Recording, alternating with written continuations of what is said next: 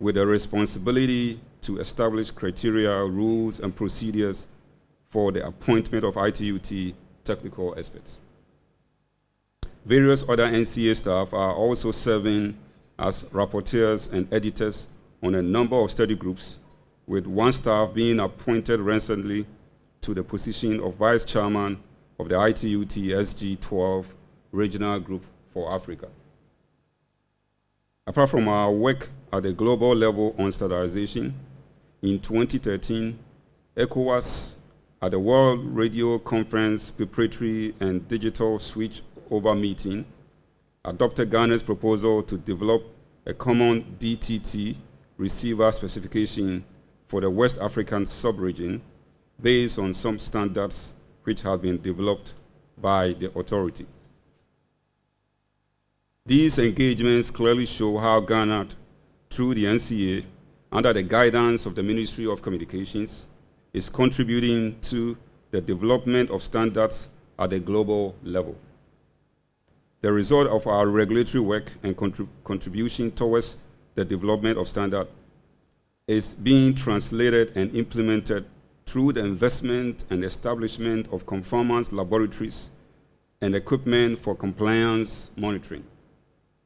These investments meet the very highest global standards and have started attracted sister regulators who have been visiting NCA for study trips and benchmarking on these systems. Despite these achievements, we recognize the importance of sharing knowledge and resources with other agencies and academia. Recently, the NCA and the Ghana Atomic Energy Commission signed a memorandum of understanding for 4 years to establish collaborative relationship with Accords research scientists, which are called research scientists from the GAEC to use the NCA specific absorption rate SAR measurement laboratory for their scientific academic studies. Ladies and gentlemen, I take this opportunity to assure you that the authority will continue to deliver on its mandate by engaging stakeholders, licenses and authorization holders to pay close attention to the conditions in their licenses and authorizations. The NCA has a responsibility and we are accountable to Ghanaians, so we plead that compliance is ensured. Once again, you are welcome to this year's celebration of the World Telecommunication and Information Society Day, and it's our pleasure to host you at the NCA Tower. Thank you.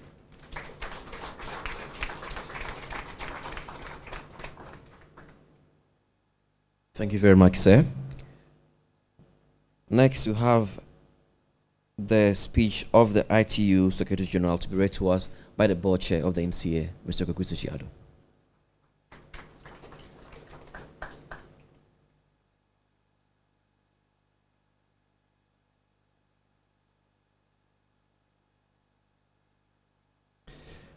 Honorable Deputy Minister, representative from the UNESCO and UN,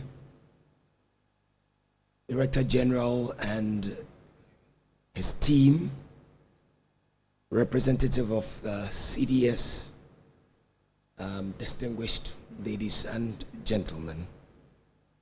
This is the message from the ITU Secretary General, Hu Lin Chao, in commemoration of the 50th World Telecommunication and Information Society Day. And it's headlined, Bridging the Standardization Gap. Today, we're celebrating the 50th World Telecommunication and Information Society Day on the theme, Bridging the Standardization Gap. Setting standards is a fundamental pillar of ITU's mission as the specialized agency of the United Nations for Information and Communication Technologies. You want to connect to the internet, enjoy a sports event on television, listen to your radio in your car, or watch a video on your smartphone, ITU standards make that possible. The upcoming 5G standards, especially if coupled with artificial intelligence, will support a whole new range of applications which we will soon take for granted, from self-driving cars to safer and smart cities. ITU standards ensure interoperability, open up global markets, and spur innovation and growth. They are good for developed and developing countries. They help accelerate ICTs for all sustainable development goals. I call upon ITU member states, industry members, small and big companies, and academia, together with UN sister agencies, our partners and all stakeholders, to support ITU's Bridging the Standardization Gap program and prosperity and well-being for all. I'll take the last bit again. I call on all ITU member states, industry members, small and big companies and academia, together with UN sister agencies and partners and all stakeholders, to support ITU's Bridging the Standardization Gap program and prosperity and well-being for all. Thank you. Short and sweet. Thank you very much, Kweku. May I also acknowledge the presence of Mr. Pierre Dumarco and representatives from the CATS, one of the consumer groups we have. Thank you. We also have the reps from MTN who are here. MTN, thank you very much. Then we have Madame Strabasti, the Director of Technology of Vodafone Ghana. Thank you very much. And Olivia Corte, DDGMO, that's our local term, Deputy Director General for Monitoring Operations, I'm sorry. Olivia here. And staff of NCA from the regions and head office in Accra. Welcome.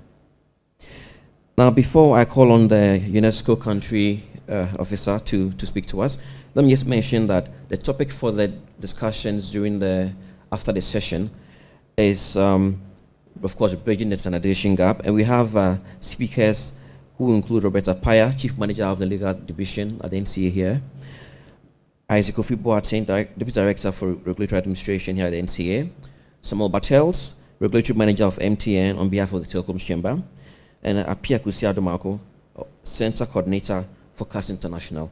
And they'll be speaking on various issues that has to do with standardization, whilst the legal angle will be the legal and policy framework on standardization within the telecommunications space, the NCA's interventions towards bridging the gap, implementation of standards, the role of the operator, and how the non-enforcement of standards affects service delivery from the consumer's perspective. And that's going to be some discussion we'll have after this. May I kindly now call on Abdul Rahman Diallo, Head of Office of UNESCO Ghana, to give us his address.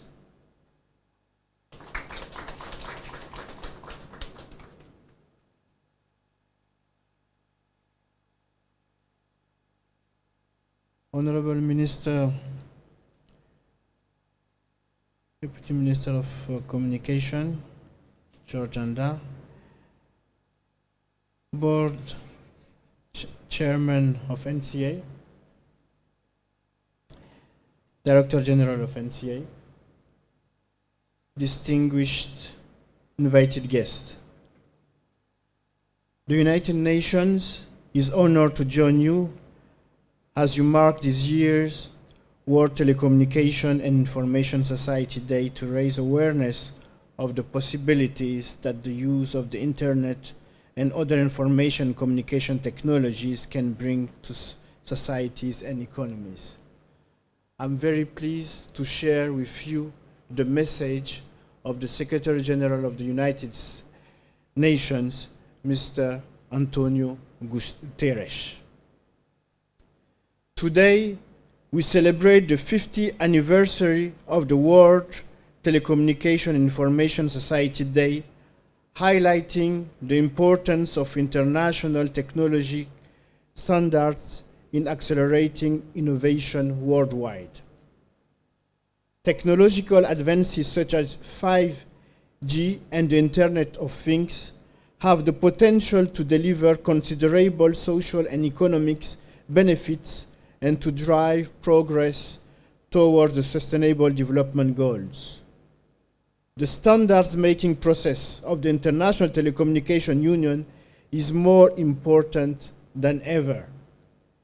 And I commend the ITU's commitment to inclusivity, consensus, and bridge building among governments, companies, and universities from all regions of the world. Yet, alongside these invaluable processes, we must also recognize our shared responsibility to ensure that these technologies are not used to incite violence, to fuel hatred, or to mislead the public. We must be alert to these and other perils while joining efforts to harness technological advances for the common good. On World Telecommunication and Information Society Day, let us commit to working together to ensure that the digital economy delivers for all. That was the message of Secretary General of the United Nations, Antonio Guterres. I thank you for your